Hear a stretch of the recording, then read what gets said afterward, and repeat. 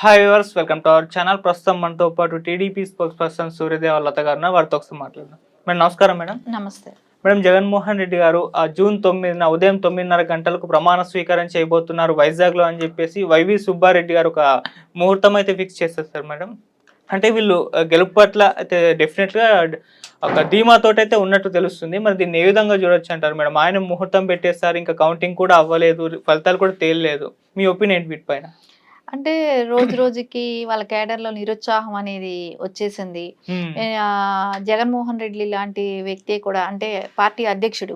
ఆయనే అక్కడి నుంచి వెళ్ళిపోవటం. హ్మ్. సో, ఆయన టూర్ వెళ్ళటమే కానివ్వండి, ఆళ్ళకొక భరోసా నింపటానికి ఈయన మీద బాధ్యతలు ఏమైనా వైవి సుబ్బారెడ్డి గారి మీద బాధ్యతలు పెట్టెళ్లారో ఏమో తెలీదు గానీ, హ్మ్. రోజుకు ఒక నాయకుడైనా ఏదో ఒకటి మాట్లాడాల్సిన అవసరం ఉంది కాబట్టి, అప్పుడప్పుడు అంటే ఎవరు మాట్లాడకపోతే 4 రోజులకో, వారం రోజులకో ఒకసారైనా బూస్టప్ ఏదో ఒకటి గాలి కొట్టాలి కాబట్టి అవును. ఆళ్ళ క్యాడర్‌కి.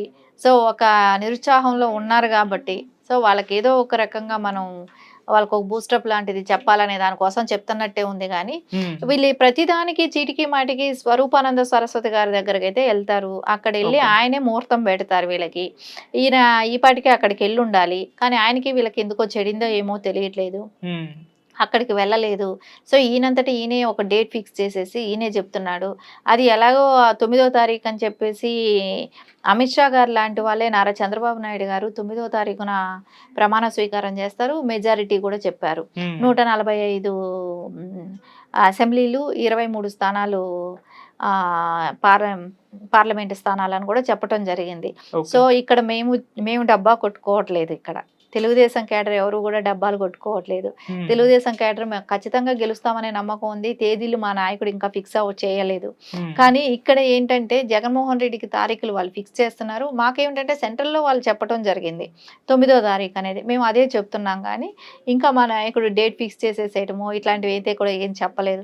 సో, కాకపోతే మా అందరికీ కేడర్‌లో ఒక భరోసా అనేదొచ్చింది. హ్మ్. ఎలక్షన్ పోలైన విధానమే కానివ్వండి, అక్కడ ఇప్పటి వరకు గతంలో లేకుండా ఉన్నంత 81% ఎలక్షన్ పోల్ అవటమే విధానం కానివ్వండి, హ్మ్. వచ్చిన వాళ్ళందరూ కూడా హ్మ్, పక్క రాష్ట్రాల నుంచి అలా కూడా అందరూ వచ్చి ఓటు హక్కు వినియోగించుకోవటమే కానివ్వండి, ఇవన్నీ జరిగేటప్పటికి ఖచ్చితంగా టీడీపీ మీద సానుభూతి పరులందరూ కూడా వచ్చి ఓటు హక్కు వినియోగించుకోవటం కానివ్వండి, వీటన్నీ హ్మ్. చూస్తే కాన్ఫిడెంట్‌గా తెలుగుదేశం గెలుస్తదనేది కేడర్ దగ్గర నుంచి కూడా నాయకుల వరకు అందరికీ కూడా ఒక ధైర్యం, ఒక బూస్టప్ లాంటిదే కానివ్వండి, ఖచ్చితంగా గెలుస్తున్నాం అనేది కూడా ఒక సంకేతాలు వస్తున్నాయి ఓకే. అందరికీ కూడా. హ్మ్. నార్మల్ పబ్లిక్‌లో కూడా అదే వచ్చింది. సర్వేలు కూడా టీడీపీకి ఫేవర్‌గానే సర్వేలు కూడా రావటం జరిగింది. హ్మ్. కానీ ఇక్కడ ఇవన్నీ చూసిన తర్వాత ఇక్కడ వాళ్ళు బూస్టింగ్ చేయాలి. ఎందుకంటే అక్కడ నాయకులు ఎవరు కూడా అందరూ కూడా పక్కా ఈ 5 ఏళ్ళు మనం ఎలా అజ్ఞాతంలోకెళ్ళాలి? ఇప్పుడు మనం వేరే దేశాలు వెళ్ళిపోయే వాళ్ళున్నారు. వేరే పక్క రాష్ట్రాలు చూస్తున్న వాళ్ళున్నారు. హ్మ్. సో, మనం ఎక్కడ తప్పించుకోవాలి, మనం ఎక్కడ అజ్ఞాతంలో ఉండాలనే వాళ్ళు ఎక్కువైపోయారు వైసీపీలో. ఓకే. సో, వాళ్ళు గతంలో చేసిన దుర్మార్గాలే గానివ్వండి, అరాచకాలకే గానివ్వండి, రేపు పొద్దున మళ్ళా కేసులు ఫేస్ చేయాల్సొస్తదేమో. సో, మనం ఇక్కడి నుంచి వెళ్ళిపోతే బావుండును అని ఈ 10 రోజులు ఉన్న 10 రోజులు టైం వాళ్ళకి దానికోసం వాళ్ళు రెడీ చేసుకుంటున్నారు. హ్మ్. కానీ అలాంటి టైంలో అందరూ కూడా కేడర్ నిరుత్సాహపడకూడదని వాళ్ళు ఏదైనా కొంచెం వాళ్ళకి బూస్టింగ్ లాగా ఉంటది. వాళ్ళని మనం కేడర్ కోసం వాళ్ళు చెప్తున్న మాటలుగానే కనపడుతున్నాయి. కానీ కేడర్‌కి కూడా తెలుసు నిరుత్సాహపడుతున్నారు. ఈ మాటలు నమ్మటానికి కూడా వాళ్ళు సిద్ధంగా లేరు. ఓకే. ఎందుకంటే బొత్స సత్యనారాయణ మొన్న కూడా ప్రెస్ మీట్ పెట్టి చెప్పాడు. 9వ తారీఖు వైజాగ్‌లో ప్రమాణ స్వీకారం చేస్తున్నారని చెప్పాడు. కానీ ఎక్కడా కూడా ఆ ఉత్తేజం ఆయన చెప్పాడని చెప్పి ఏ నాయకుడు ఎవరు కూడా ధైర్యంగా చేసి మాట్లాడలేకపోతున్నారు. హ్మ్. సరే మనం ఇప్పుడు చూసుకున్నాం పెద్దిరెడ్డి గారు ఆఫ్రికాకెళ్ళిపోవటమే కానివ్వండి, ఆయన అక్కడికి తరలించడం కూడా చూస్తున్నాం కాబట్టి ఆయన హ్మ్. బిజినెస్‌లే కానివ్వండి, వంశీ గారు ఆల్రెడీ అమెరికా వెళ్ళిపోవటమే కానివ్వండి, అవును. అక్కడ ఆయన అక్కడ గ్రీన్ కార్డ్ చేసుకోవటానికి చేసే ప్రయత్నాలే గానివ్వండి, హ్మ్. రోజా ఎలాగో ఉంది పక్క రాష్ట్రాలైన చెన్నైకి వెళ్ళిపోవటానికి ట్రై చేసుకుంటుంటది. ఇట్లా ప్రతి ఒక్కళ్ళు కూడా మనం మొన్న కాకాని కారు కూడా రేవ్ పార్టీలో దొరికినప్పుడు దానిలో పాస్‌పోర్ట్ కూడా ఉండటం కానివ్వండి, అంటే ఆయన ఏ టైంలో అయినా వెళ్ళిపోవచ్చు అనేటట్టే ఉన్నది కాబట్టి, ఓకే. ఖచ్చితంగా వీళ్ళ నాయకుల్లోనే అభద్రతా భావం ఉంది. హ్మ్. ఏ నాయకులైతే పోటీ చేశారో వాళ్ళకందరికీ కూడా అభద్రతా భావం ఉంది కాబట్టి ఖచ్చితంగా అది కేడర్ మీద పడి, ఆ కార్యకర్తల మీద పడి వాళ్ళెక్కడ డిసప్పాయింట్‌కి గురవుతాడా అని ఈరోజు ఆయన చెప్పటం జరిగింది, వైవి సుబ్బారావు గారు. ఉమ్. అంతకు మించి అయితే వాళ్ళు ప్రమాణ స్వీకారం చేసే డేట్ గురించి వాళ్ళకు కూడా తెలుసు కదా, ఎక్కడ జరిగే పరిస్థితి లేదనేది. ఉమ్. సో ఏదో వాళ్ళు కేడర్ కోసం చెప్పుకుంటున్నారు. ఓకే. ఇటు జగన్ గారేమో వైజాగ్లో ప్రమాణ స్వీకారం చేస్తా అని చెప్పారు. అటేమో బోస్తా గారు వచ్చి 9వ తారీఖు చేస్తారని చెప్పారు. మళ్ళీ ఇప్పుడు వైవి సుబ్బారెడ్డి వచ్చి 9:30కు చేస్తాము అని చెప్పేసి చెప్పడం చూస్తున్నాం. మళ్ళీ ఇంకొకరు రేపు వచ్చి ఇంకేదైనా చెప్పే ఛాన్సెస్ ఉన్నాయా మేడం? అంటే ఇంకా కాదు, ఇంకా ఏం చెప్తారంటే నా ఉద్దేశం, మొన్న ఫ్లోటింగ్ బ్రిడ్జ్ ఒకటి కట్టారు కదా వైజాగ్ లో, ఉమ్. ఆ ఫ్లోటింగ్ బ్రిడ్జ్ మీద ప్రమాణ స్వీకార మహోత్సవం ఉంటది.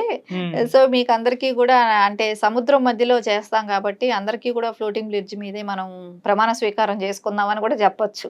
అవును. ఎందుకంటే ఒక్కొక్కళ్ళు వచ్చి ఒక్కొక్కటి చెప్పటం, ఉమ్. వైజాగ్ అని ఒకళ్ళు, 9వ తారీఖు అని ఒకళ్ళు, 9:30 ఒకళ్ళు.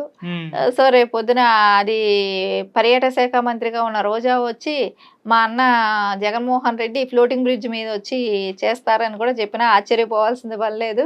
జరగని పెళ్లికి మేళాలు అన్నట్టు ఉంది ఇక్కడ.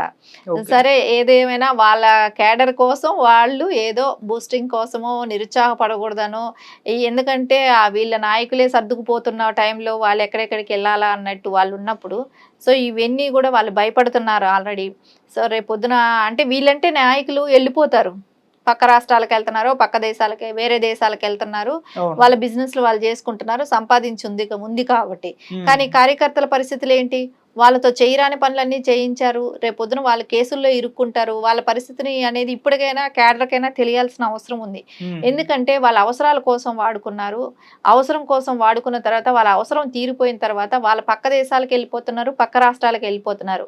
ఇప్పుడు అక్కడ మధ్యలో మిగిలేది ఎవరు? కార్యకర్తలు.